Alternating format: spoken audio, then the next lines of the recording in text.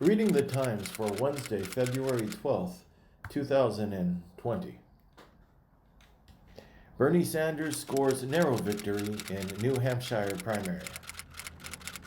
Mr. Sanders had about 26% of the vote, with 90% of the ballots counted, while former Mayor Pete Buttigieg of South Bend, Indiana, was a close second. Mr. Buttigieg split the centrist vote with Senator Amy Klobuchar of Minnesota, who surged in the New Hampshire to finish third. The rise of Mr. Sanders, a Democratic socialist from Vermont who remains a political independent, has distressed many centrist and traditional liberals at a time when Democratic voters are united by a ravenous desire to defeat President Trump. Prosecutors quit Roger Stone case after Justice Department intervenes on sentencing. Senior Justice Department officials intervened to overrule frontline prosecutors and will recommend a more lenient sentencing for Roger J. Stone, Jr., convicted last year of impeding investigators in a bid to protect his longtime friend, President Trump, a senior department official said Tuesday. The department has not discussed the recommendation with the White House or Mr. Trump, the official said. The department finds the recommendation extreme and excessive and disproportionate to Stone's offenses, officials said.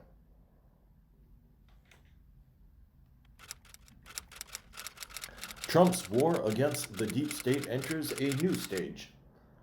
That's going to be up to the military, Mr. Trump told reporters who asked whether Colonel Vindman should face disciplinary actions after testifying in the House hearings that led to the president's impeachment. The Justice Department rejected any link to the president's tweets, while Mr. Trump insisted that he had nothing to do with the case. In the Oval Office on Tuesday, Mr. Trump complained at length about Colonel Vindman, accusing him of misleading Congress about the president's July 25th phone call with his Ukrainian counterpart. Who won in New Hampshire? Not the establishment. The more moderate non-Sanders alternatives combined to far outpace the liberal Vermont senator's vote share here on Tuesday night, with Pete Buttigieg, the former mayor of a small Indiana city, again holding him to a virtual draw. We're still mildly hopeful here in New Hampshire, Mr. Biden said earlier on Tuesday before jetting off. After a punchy final few days in New Hampshire, where he and Mr. Sanders traded insults over electability and fundraising practices, Mr. Buttigieg appeared to land a gentle dig at Sanders' age in his remarks to supporters on Tuesday night. A store, a chalet, an unsealed pipe, coronavirus hotspots flare far from Wuhan. Since the dangerous outbreak emerged in late December, the vast majority of cases have been concentrated in Wuhan, the city where the new virus was first reported. The new coronavirus, though more serious in China, holds very grave threat for the rest of the world. Tedros Adhanom Ghebreyesus, the Director General of the World Health Organization, said at a forum in Geneva on Tuesday. At the same time, other officials warned that there may be new outbreaks in the coming weeks, particularly in three populous provinces, Zhejiang, Guangdong, and Henan, as migrant workers return to their jobs after the Lunar New Year break. A pedophile writer is on trial, so are the French elites. In addition to the charge of promoting pedophilia, Mr. Matzneff could face criminal charges for more recent sex acts with minors in France or abroad. From his hiding place in the Italian Riviera, Mr. Matzneff rejected the accusations of wrongdoing. In 1986, Parisian police officers summoned Mr. Matzneff, who was 50 at the time, for questioning after receiving anonymous letters stating he was staying in his apartment with Miss Bringora, then 14. But when he went to the station, Mr. Matzneff had a talisman in his pocket, an article praising him by President François Mitterrand. Mr. Matzneff had drawn Mr. Mitterrand's attention 2 decades earlier after the publication of his first book, an essay collection titled Le Défi. He liked it so much that he gave it to his sons who were 15, 16, Mr. Matzneff recalled, and he invited me over for lunch. As Egypt's population hits 100 million, celebration is muted. The rate rose again around the time of the Arab Spring in 2011 for reasons that are not entirely clear, but probably stem from economic disruption, government turmoil, and a drop in birth control funding from Western governments. Under Mr. El-Sisi, the government has dispatched thousands of family planning advocates into rural areas and offered cheap contraceptives as little as 6 cents for a packet of 3 condoms in a government store and 12 seconds for an intrauterine device. The country's leading Islamic authority, Al-Azhar, has endorsed the government plans and stressed the family planning is not forbidden by God. But critics say the government mostly talks a good game on population control and its actions have not matched its slogans. Trump gives conditional go-ahead on peace deal with the Taliban, officials say. More than 18 years after the United States invaded Afghanistan, President Trump has conditionally approved a peace deal with the Taliban that would withdraw the last American troops from the country, potentially beginning the end of America's longest war, according to Afghan and American officials. If Taliban do end hostilities and a deal is signed, the United States would begin a gradual withdrawal of American troops, and direct negotiations would start between the Taliban and Afghan leaders over the future of their country. Senior American official aware of the developments also confirmed that Mr. Trump had given his preliminary approval for a deal on Monday, dependent on a cessation of violence, the same day he visited Dover Air Force Base to receive the remains of the latest American fatalities in the war, which has killed tens of thousands of Afghans and more than 3,500 American and coalition troops since the United States drove the Taliban from power in 2001. A senior diplomat in Washington described the deal as 95% agreed to in principle, but that the possibility of a final agreement will become clearer in a matter of a couple weeks. Sudan's ex-ruler may face war crimes trial, official says. Mr. al-Bashir, who was ousted in a popular uprising last year, has been wanted by the International Court since 2009 over atrocities in the rest of western region of Darfur, where 300,000 people were killed and about 2.7 million displaced, beginning in 2003.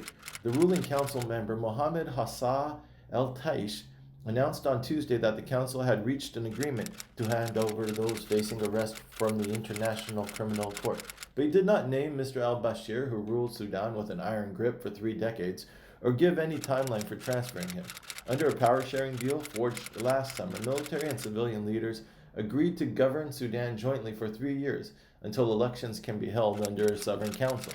A furor erupted in Sudan last week after the Prime Minister of Israel, Benjamin Netanyahu, disclosed that he had met in secret in Uganda with Sudan's military leader, General al-Burhan, with a view to normalizing relations between Israel and Sudan. At a temple, Thai gunman revenge gave way to random killing rampage. A Thai soldier who had already killed 3 people drove a stolen military Humvee to the temple grounds and parked inside the gate, partially hidden by trees. Outside the back gate, 14-year-old Thirawat Ratcharisiwan was riding in a car with a friend toward the temple entrance when he saw a sedan, a motorcycle, and police car stopped by the side of the road. Then he saw the gunman pointing his weapon at them. As sirens sounded and the police began closing in, the sergeant major backed up his weapons and drove out of the temple's main gate, an easy escape route to the main road. He drove to Terminal 21 Mall, which was packed with people for the holiday, and continued his shooting spree, killing 16 people there before the police finally shot him dead the next morning. Philippines tells U.S. it will end military cooperation deal. The Philippines said Tuesday it had officially informed the United States it was scrapping a military pact that had given the longtime American ally a security blanket for the past 2 decades. Mr. Duterte's threats to end the pact have alarmed some in his own administration who see American military alliances as a bedrock of Philippine security and a counterweight to China's growing naval might in the South China Sea. Appearing before the Philippine Senate last week, Mr. Locsin cautioned against ending the pact, which has allowed for large-scale joint military exercises between the 2 allies after the American military was kicked out of Subic and Clark naval bases north of Manila in the early 1990s over lease disagreements. In recent years, the United States has stepped up naval maneuvers with the Philippines as it seeks to counter China's growing challenge to the historic American naval dominance of the South China Sea. In bitter Delhi election, Modi's party suffers a setback. Prime Minister Narendra Modi's governing party suffered a major setback in elections in New Delhi on Tuesday, winning far fewer seats in the capital's district's legislative assembly than expected after a bitter campaign that it tried to turn into a referendum on Mr. Modi and his Hindu nationalist platform. On Tuesday, election results showed that Mr. Modi's Bharatiya Janata Party, or BJP, picked up 5 more seats in the assembly than it had won the last election here in 2015. Even for some supporters of the incumbents in Delhi, Mr. Modi's party's campaign struck a chord. Quarantine cruise passengers may have questions. Japan has a few answers.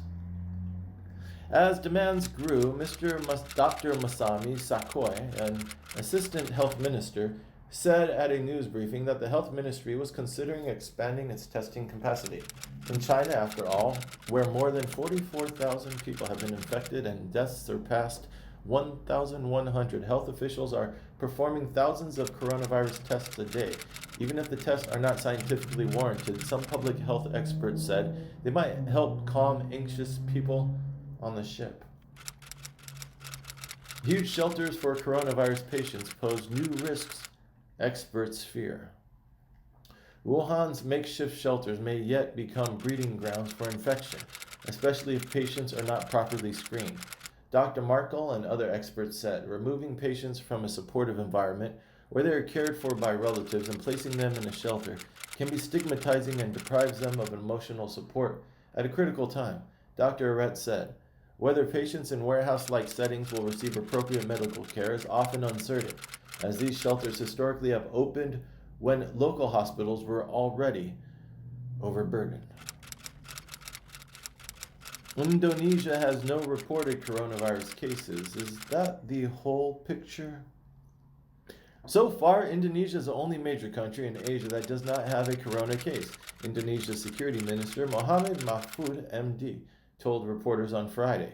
Mr. Kala expressed concern at how prepared Indonesia was to handle the virus if it were to strike in remote parts of the archipelago nation, where underfunded community health centers are the main healthcare provider.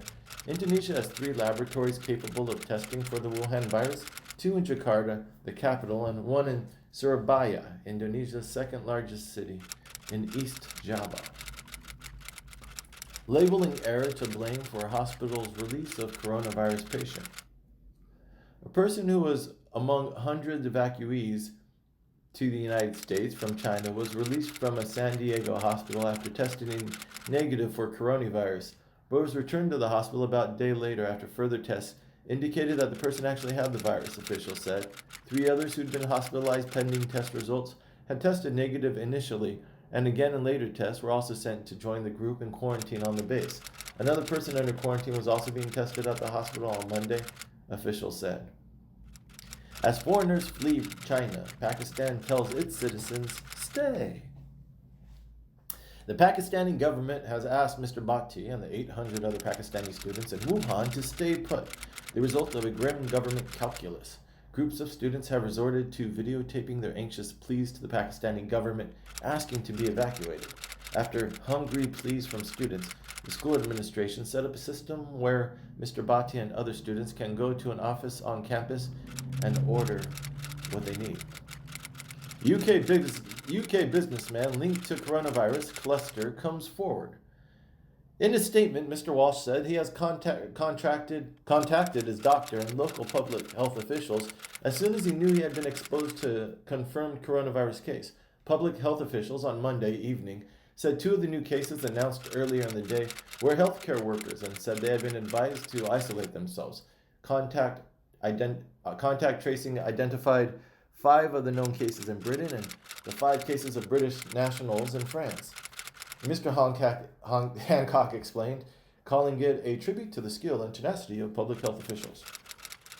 Merkel's succession crisis in Germany leaves Europe leaderless too. The uncertainty over who will succeed Miss Merkel means that Germany will be inwardly focused for many months to come, extending the sense of paralysis that's frustrating Germany's allies in the European Union and Washington. For many Germans, especially in the old and dominant Western Germany, Miss Merkel's time in office has been a time of stability and rising prosperity. We want Germany to lead, because if it tries to unite Europeans while France is more disruptive,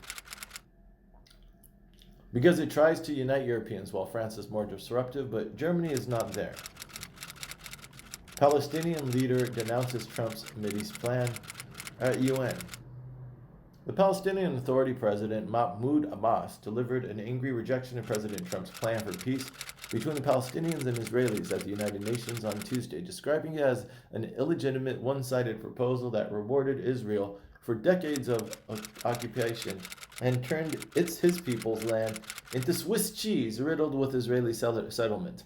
His visit to the United Nations Security Council, the venue for many angry confrontations over protracted Israeli-Palestinian conflict, reinforced his determination to ensure the plan would never be considered, even as a basis for reviving negotiations between Israel and the Palestinians. Later Tuesday, Mr. Abbas planned to make a joint appearance in New York with Ehud Olmert, the former Israeli prime minister, who in 2008 had negotiated with Mr. Abbas outlines of a peace plan that would have been far more generous to the Palestinian side. Boris Johnson backs HS2, UK's $130 billion railroad plan.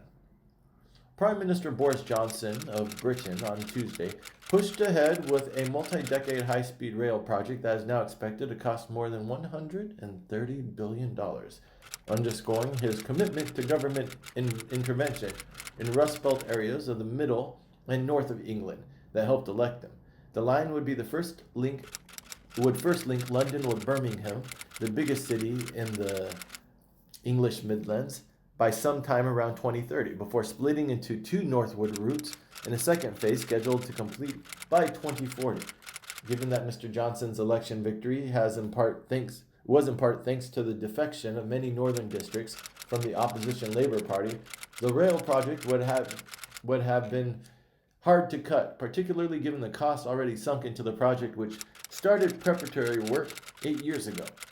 While Mayor of London, Mr. Johnson pushed through projects including a fleet of custom buses and a cross-river cable car. Can Iowa's Democrats rebound from the caucus fiasco? After Iowa's Democratic caucuses melted down into a long night of technology glitches and error-riddled results, Laura Hubka, the chairwoman of the Howard County Democrats, got up the next morning and faced the aftermath at the grocery store. Aside from hoping to beat President Trump in a state he captured from the Democrats in 2016, Iowa Democrats are trying to hold on to two newly won congressional seats and unseat a Republican senator. 2 years after that, in the midterms, the county was part of a Democratic surge that unseated a two-term Republican congressman and elected Abby Finkenauer, a Democrat who stressed her rural roots and family's union ties. Start of September 11th trial after defense lawyer asked to quit case. Mr. Harrington's departure, the judge said, could delay ongoing pretrial hearings for 3 to 9 months to give a new lawyer time to spin up. Defense lawyers predicted a long preparation period. Colonel Cohen told Mr. Harrington he could include details of his health issues in a filing that only the judge would read. The Marine lawyer in charge of the defense teams, the judge disclosed the request on Tuesday morning after meeting privately with Mr. Bin al-Shib and Mr. Harrington, and then summoning the other defense teams and prosecutors into his chambers. Andrew Yang drops out. It's clear tonight from the numbers we are not going to win. Andrew Yang, an entrepreneur with no previous political experience, who evangelized a universal basic income and warned of the perils of automation, ended his longer than long shot bid for the president on Tuesday night after a years-long campaign that endured even as those of members of Congress and governors dropped out. 2 days after Mr. Yang's underwhelming performance in Iowa, his campaign laid off dozens of staff members from a team that had ballooned from fewer than a dozen people to over 200. Despite having raised more than $30 million over the course of his presidential campaign, a remarkable sum for a political outsider, Mr. Yang's team only had $3.7 million in cash on hand at the start of this year, according to federal filings. His departure from the race could aid Senator Bernie Sanders of Vermont, whom many of Yang's most loyal fans said they had voted for in 2016. But given that Mr. Yang's support in the polls never exceeded the mid-single digits, no candidate is likely to be significantly helped by his exit. Michael Bennet drops out of the 2020 presidential race. You may see me once again, Bennet says. Senator Michael Bennet of Colorado ended his campaign for the Democratic presidential nomination on Tuesday in New Hampshire. Michael Bennet, 55, a former school superintendent, managed to raise his national profile during his bid, but he paddled along while others sped ahead. His bet was that a grassroots campaign could lift him. Dozens of town hall events, unscreened audience questions, direct contact with voters. Last year, the Times said in a statement that James Bennet would recuse himself from any work generated by the opinion desk related to the 2020 presidential election. The arrangement was expected to last for as long as Michael Bennet was a candidate in the race. Democrats get the attention, but Trump aims to put New Hampshire into play. Corey Lewandowski, Mr. Trump's first 2016 campaign manager and a New Hampshire resident who considered running for the Senate seat held by the Democrat Jeanne Shaheen, said that those factors, coupled with the fact that the president should have won last time, work in his favor, an apparent reference to the relatively little party support Mr. Trump had in his losing battle with Hillary Clinton. While Pete Buttigieg was trying to emerge from the Democratic field and Joseph R. Biden Jr. was trying to stay in it, Mr. Trump turned up in Manchester for a rally Monday, and Mr. Trump surrogates fanned out Tuesday to diners and polling sites throughout the state, even though he faces only token opposition in a Republican primary. Trump campaign officials said they blamed the president's 2016 loss in large part on his feud with Kelly Ayotte, a senior senator at the time who was locked in a close re-election race, and tried to thread the needle by saying she would vote for Mr. Trump, but not endorse him. Trump takes on Bloomberg and once again hijacks a news cycle. Mr. Trump has himself been a vocal supporter over the years of the same police tactics that Mr. Bloomberg once championed, and the very accusation he was leveling against his potential rival, that he is a racist, conjures up one of the most often repeated accusations against the president himself. Mr. Trump has been warily eyeing Mr. Bloomberg, who has already spent hundreds of millions of dollars in television ads attacking the president. In a statement shortly after the president's tweet, Mr. Bloomberg admitted that stop and frisk was overused and again apologized for not eliminating the policy faster and sooner. But he lashed out at Mr. Trump, saying that the Morning Post was the latest example of his endless efforts to divide Americans. Responding to critics, Bloomberg omits role in expanding stop and frisk. The New York Police Department reports obtained by the State Attorney General's office as a part of the investigation into the city's stop and frisk policy showed more than 130,000 recorded stops in 1998 and fewer than 100,000 in 1999, 2000, and 2001. After Mr. Bloomberg took office, the number of recorded stops increased sevenfold to a high of 685,724 in 2011, from 97,296 in 2002, according to data from the police department compiled by the New York City Civil Liberties Union. In Mr. Bloomberg's last year as mayor in 2013, the police recorded 191,851 stops, a decline of about 72% from the 2011 peak, or an increase from 97% from his first year in office. Julie Wood, a campaign spokeswoman for Mr. Bloomberg, said his 95% figure refers to the decline from 203,500 stops in the first quarter of 2012 to 12,497 stops in the last quarter of 2013.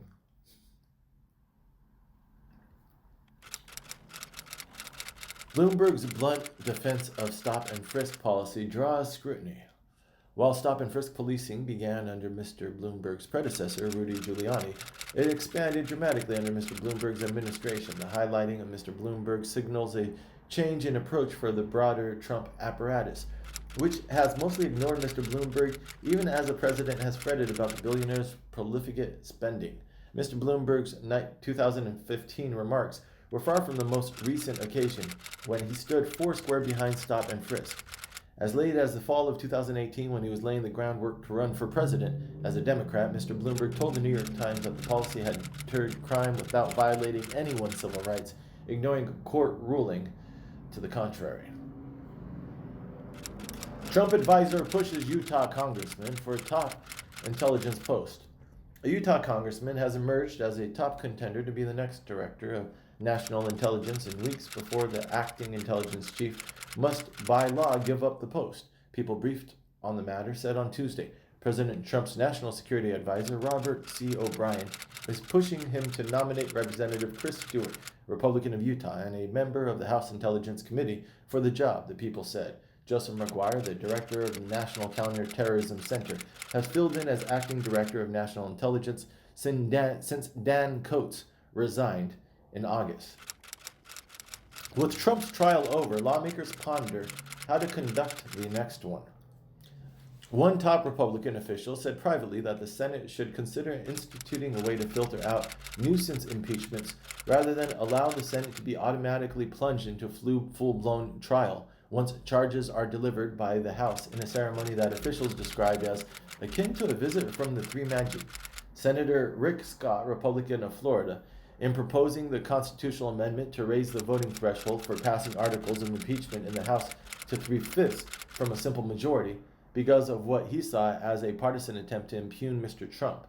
Senator Josh Hawley, Republican of Missouri, wants to deem any House-passed articles of impeachment as sent to the Senate within a certain time period, even if the House does not formally send them, a response to Speaker Nancy Pelosi's decision to sit on the House-passed accusations against Mr. Trump for weeks.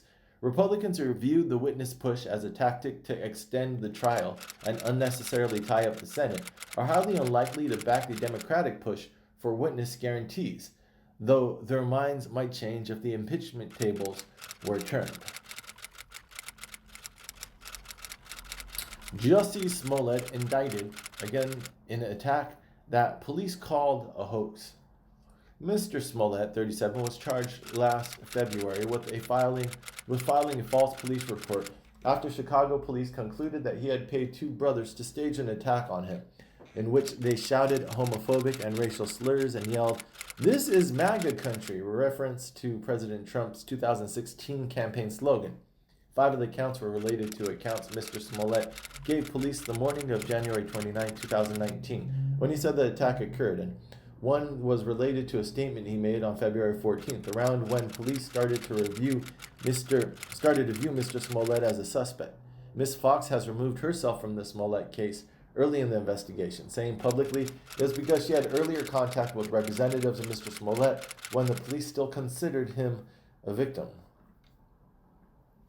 A rare Trump-era climate policy hits an obstacle, the tax man. In 2018, Congress approved a lucrative tax break for companies that use carbon capture technology to trap carbon dioxide produced by industrial sites before the gas escapes into the atmosphere and heats the planet. The city of Farmington, New Mexico is now proposing to partner with a company called Enchant Energy to take over the plant and outfit it with a carbon capture technology and keep it running until 2035. Peter Mandelstam, the chief operating officer of Enchant, said the carbon capture could reduce the plant's emissions by 90%, allowing it to comply with the state's new rule. In addition to its plans to capture emissions from 2 ethanol facilities, the company has partnered with a Canadian firm, Carbon Engineering, to explore a device that would pull 1 million tons of carbon dioxide per year directly from the air for use in enhanced oil recovery. T-Mobile and Sprint are clear to merge as the big gets bigger. In his ruling, Judge Marrero praised T-Mobile, calling it a maverick that has spurred the 2 largest players in this industry to make numerous pro-consumer changes. He added The proposed merger would allow the merged companies to continue T-Mobile's undeniably successful business strategy for the foreseeable future. After the merger is final, the majority of Sprint customers would eventually end up having T-Mobile plans. The original merger terms called for T-Mobile, the larger of the two companies, to effectively buy Sprint in an all-stock transaction that was earlier valued at $26.5 billion.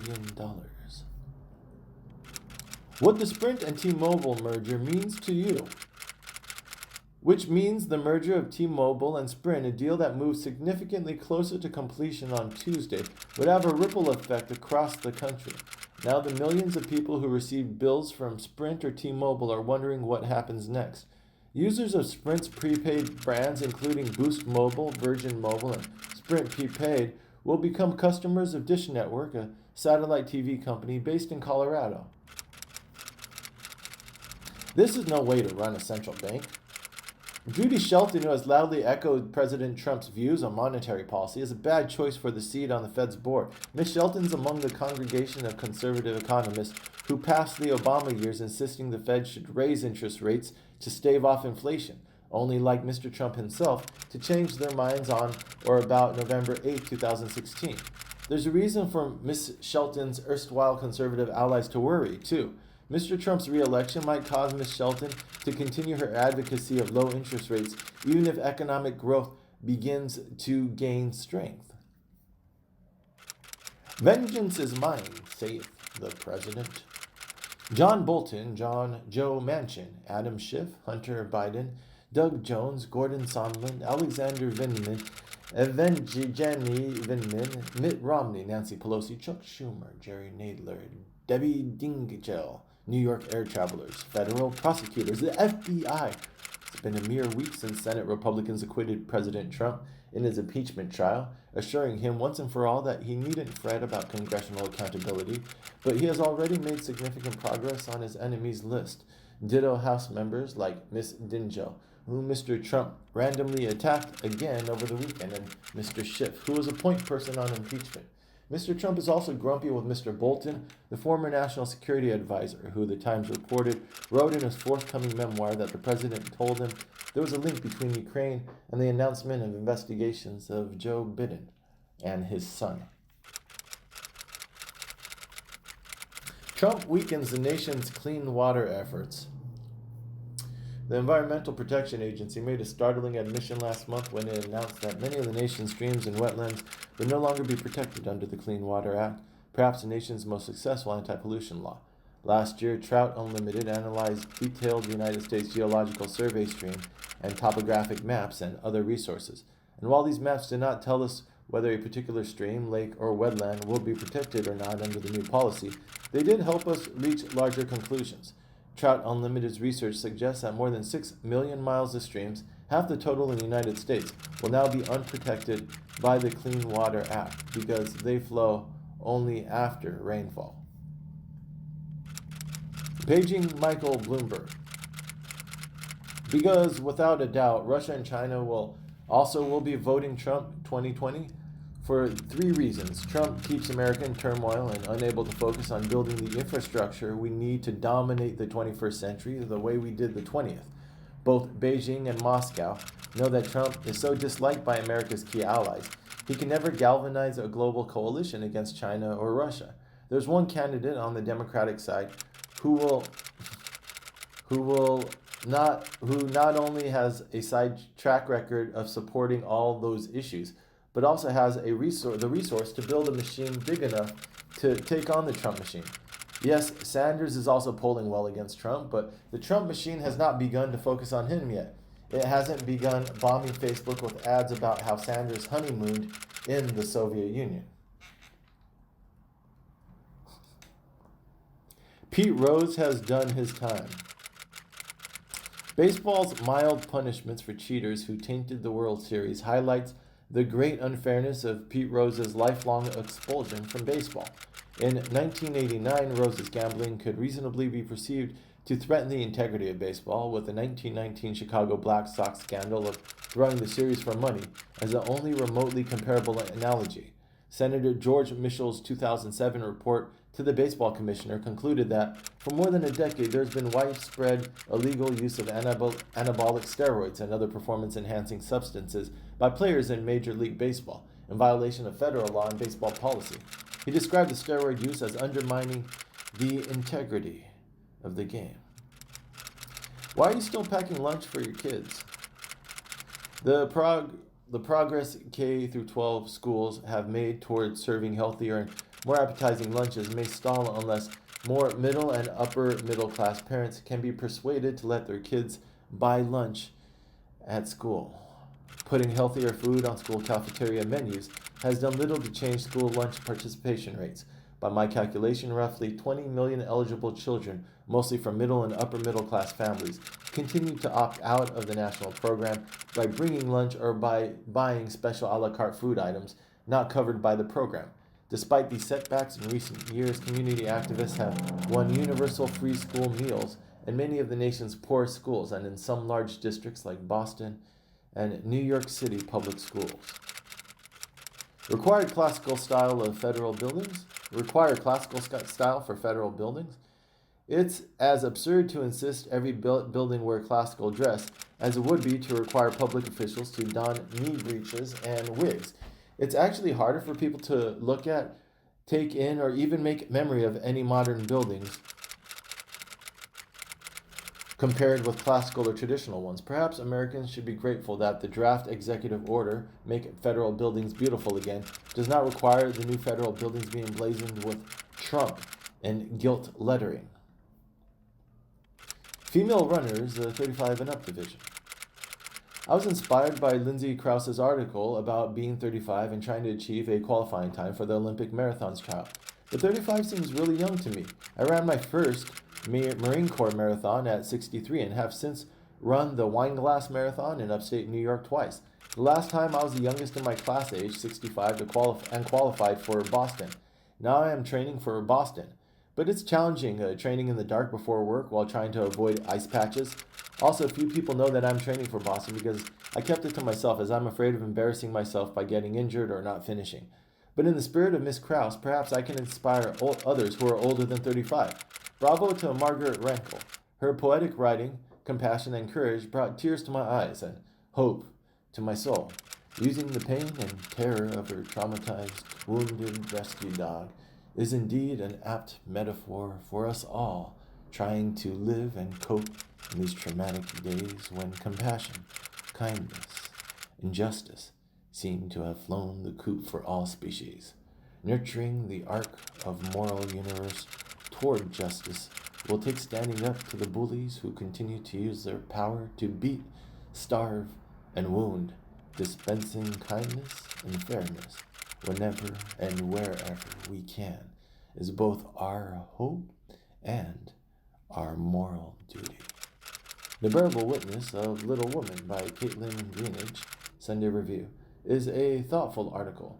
Recently, I've been reading about the literature, both past and present, that informs us of the lives and experiences of a particular group. Authors write what they know and feel and perhaps have experienced. From those creations and those authors, we each bring something of ourselves. Even among those of similar backgrounds and experiences, each reader brings something else. The context in which the March sisters live is only among thousands. Sometimes we find something that resonates, sometimes not. From Philip Roth to Ta-Nehisi Coates, Fitzgerald, and Hemingway, the invitation is open, and diverse authors have taken advantage of it.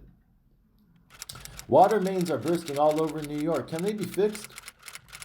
New York City has nearly 7,000 miles of water mains, enough to send water to Seattle and back. Vincent Sapienza, the commissioner of the Department of Environmental Protection, said there were 6.6 water main breaks for every 100 miles of mains last year, the second lowest rate among large cities. Robert Adamski, who, after leaving the Environmental Protection Agency in 2013, wrote a report for the American Society of Civil Engineers, calculated that at the current rate, it would take 150 years to replace every water main, twice the life expectancy of most mains. Harvey Weinstein wanted to testify. His lawyers stopped him. If Mr. Weinstein were to take the stand, prosecutors would quite likely have tried to elicit testimony that would have portrayed him as a bullish, overbearing figure who had used his influence in the industry to coerce these women into unwanted sexual encounters. Mr. Weinstein, who produced movies such as Shakespeare in Love and Pulp Fiction, has pleaded not guilty in the state Supreme Court to 5 felony charges, including rape, criminal sexual assault, and predatory sexual assault. Over 3 weeks, 6 women told a jury of 7 men and 5 women that Mr. Weinstein attacked them. Over 3 weeks, 6 women told a jury of 7 men and 5 women that Mr. Weinstein attacked them, though he faces charges based on the allegations of only 2 of them. Jessica Mann, a former actress, who said the producer raped her in 2013, and Miriam Haley, a former production assistant, who said he forced oral sex onto her in 2006. The judge, Justice James M. Burke, allowed other women to testify to allow prosecutors to establish a pattern of behavior, even though their allegations are too old to qualify as crimes under New York state law. After officers are shot, police unions suggest an enemy. The mayor! Eric Adams, the Brooklyn Borough president and former police captain, was among dozens of elected officials and community leaders who gathered in the rain in front of police headquarters on Monday to denounce the shootings and the language of police union official. Peter Ragone, a former senior advisor to Mr. de Blasio, said the mayor had a strong record on policing. Another outspoken police leader, Patrick J. Lynch, the president of the Police Benevolent Association, urged city leaders to publicly support officers to counter hatred of the police. Sarah Lawrence, parent accused of sex trafficking and abusing students. On Tuesday, Mr. Ray, 60, once a close associate of former New York Police Commissioner Bernard B. Carrick, and was charged in a federal indictment in Manhattan with conspiracy, extortion, sex trafficking, forced labor, and related charges. Mr. Ray's extortion scheme relied on false confessions that he extracted from his victims using tactics like sleep deprivation, psychological and sexual humiliation, verbal abuse, physical violence, and threats of legal action. The indictments charged Audrey McGonigal, 18, a freshman studying dance, said that although Mr. Ray's stay on campus was some years ago, she felt uncomfortable when she visited the dorm, Sloman 9, where Mr. Ray had installed himself with his daughter and her friends. FTC broadens review of tech giants, homing in on their deals. The Federal Trade Commission said on Tuesday it had ordered Amazon, Apple, Facebook, Google's parent company, and Microsoft to turn over information about past acquisitions, broadening its review of the power of big tech companies. The FTC said it had requested information about hundreds of smaller deals made up of the 5 tech companies over the past decade that weren't required to be reported to the regulators by law and can provide insights into antitrust abuses. A spokesman for Microsoft said the company looked forward to working with the FTC to answer their questions. The companies could file motions to quash the FTC's requests. She wants to break up big everything. The push for bold antitrust action faces resistance from many on the right, who argue that people like Ms. Miller exaggerate the problem they identify and demand excessive solutions. In 2015, Ms. Miller's nighttime Google search, made after reading about corporate mergers, led her to the work of Barry Lynn. A former reporter, Mr. Lynn, had argued for years that corporate consolidation, urged on by conservative economic policies, was harming Americans, and that antitrust law was a solution. Ms. Lynn said Mr. Miller's Mr. Miller's new group was an outgrowth of that public outreach work, and part of the broader effort to build a longer-term movement to critique corporate power.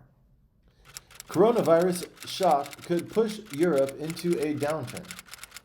For the chief executive of Daimler, one of Germany's most prominent companies, with several auto plants in China, the crisis is one of uncertainty. Daimler sold nearly 700,000 Mercedes-Benz cars to China last year, more than twice as many as it sold in the United States. Daimler said on Tuesday it had set aside $1.5 billion during the quarter and a total of $4 billion for the year to cover the cost of legal proceedings and penalties in Europe, the United States, and other places. Foldable phones are here. Do we really want them?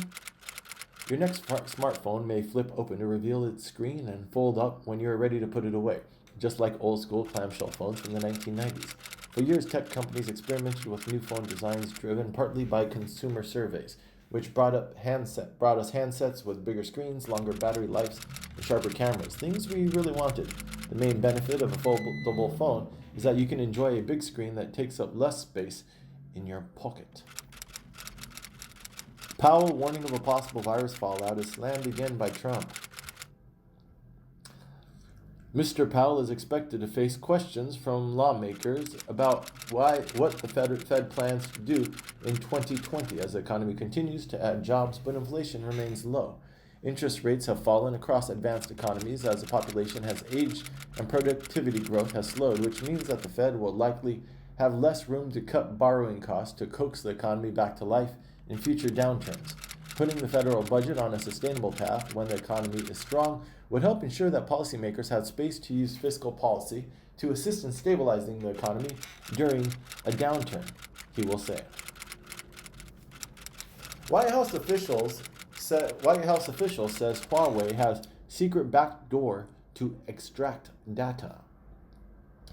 The comment from Robert C. O'Brien, the National Security Advisor, is one of the sharpest public denunciations of the Chinese company by the Trump administration and comes as the United States is reeling from the decision by Britain to allow Huawei to build part of their 5th generation or 5G network. The effort has included warning other countries that Huawei poses a risk and threatening them with the loss of access to American intelligence if they allow Chinese telecommunication company in their networks. The Trump administration has taken steps to try to block Huawei from America's next-generation mobile networks and also try to stop companies from selling parts to the Chinese company. The Hunt, a satire with elites killing deplorables, is revived. Before The Hunt was shelved last year in the face of criticism, Universal had started to market the film as something it was not, a relatively straightforward horror flick.